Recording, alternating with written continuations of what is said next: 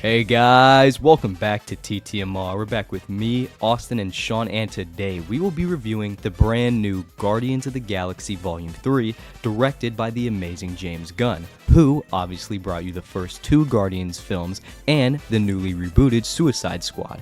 Guardians of the Galaxy Volume 3 follows the Guardians unaware as they are brutally attacked by Adam Warlock, who is eventually defeated by the Guardians and barely escapes the planet alive, but not before he mortally wounds Rocket.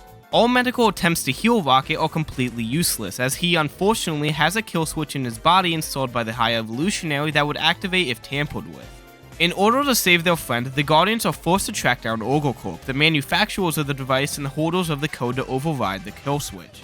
Unfortunately, OrgoCorp was no longer in possession of the code, so the Guardians have to instead chase down the man who created Rocket to begin with, the godlike High Evolutionary. As the past and the present collide within Rocket, the Guardians are on the clock, and should they fail, their friend would be lost forever. I love this movie. I felt it was the perfect way to end it off. One thing I really liked about this movie was how they portrayed Adam Warlock. There was a lot of hype about this character, and I think they executed him exactly the way they should have. Instead of killing him off like other characters that get the amount of hype that Adam did, they kept him alive and made him part of the new Guardians team. And even during the movie, they didn't make him the main villain. They just had him show up once in a while, and every moment he was in was great.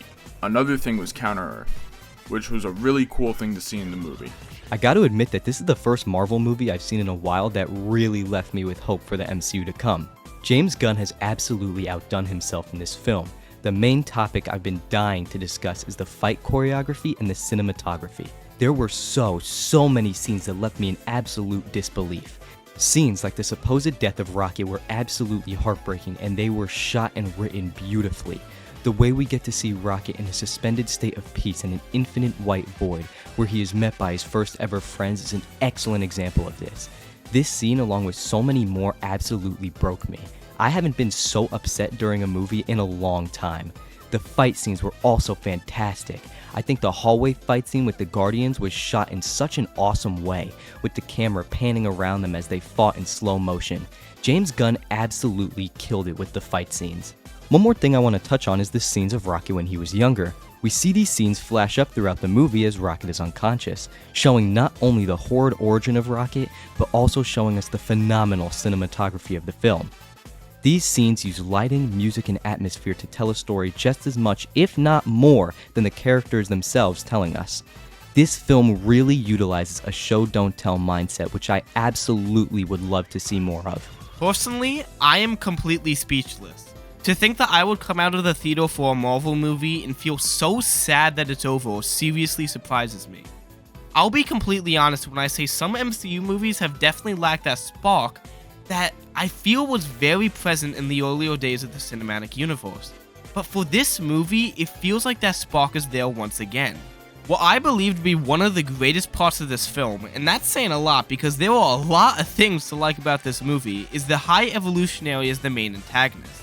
The acting for this character was just so compelling and really emphasized the insanity and cruelty of him as a villain, which really works so well to make the audience despise and fear him. The dread that is created when he is on screen is further emphasized through the many acts of violence he executes throughout the film against his creations, most of which are completely defenseless, especially when taking into account Rocket's flashbacks that are used to convey the terror that is the High Evolutionary through putting the viewers in the perspective of a much younger Rocket. Easily makes him one of the most memorable and compelling antagonists in the entire MCU. What isn't there to say that's great about this movie? The CGI was amazing in this movie and the scenes were done beautifully. Not only that, but the way they managed to make the movie so emotional, but at the same time funny. The movie did a great job of living up to what people wanted. I was really afraid that this movie was going to turn out to be a disappointment, but it ended up being a favorite. There wasn't a single part where I was bored watching this movie. I want to bring up one thing that was done great in this movie that seems to have been done great in all of the Guardians movies: the soundtrack. God damn, this movie had some absolute heavy hitters. Songs like No Sleep Till Brooklyn by the Beastie Boys and Crazy on You by Heart were phenomenal songs that I've loved for years now, and hearing them and seeing how they were used in this film makes me love the movie even more. The use of No Sleep Till Brooklyn during the previously mentioned hallway fight made that specific scene 10 times better than some of the other fights we saw. The songs chosen all fit the vibe of the movie so well and help to express feelings of excitement, sorrow, anguish, love, and many more emotions. Once again, the music is absolutely fantastic. For Guardians of the Galaxy Volume 3, Max, Austin, and I felt there was an overwhelming bump in quality compared to the more recent films, fulfilling almost all of the hopes that we had for the final installment for this group of Guardians and the conclusion of the trilogy. Due to the many deep themes that were explored in the movie and that were expanded and enhanced by the impeccable visuals, storytelling, and acting, this film was bound to experience a near-perfect score. Ultimately, Austin gave this film a 9.7 out of 10, and both Max and I opted to go with a 9.5 out of 10, which overall averages out to give us our overall score for the film as roughly a 96%. Now that we've all established our thoughts on the film, the question still remains, should you go and watch Guardians of the Galaxy Volume 3? The answer is as clear as day when it comes to this movie. Yes, 100 times over. If you like a movie that has a beautifully crafted, tear-jerking narrative, an absolutely phenomenal soundtrack, and an amazingly satisfying conclusion for some of your favorite characters, this is most definitely the movie for you. If you have any time to go and see this movie, you must go and watch it. So with that being said, that has been a review of Guardians of the Galaxy Volume 3. Remember that this is just our opinion, so you don't necessarily have to believe everything that is said here.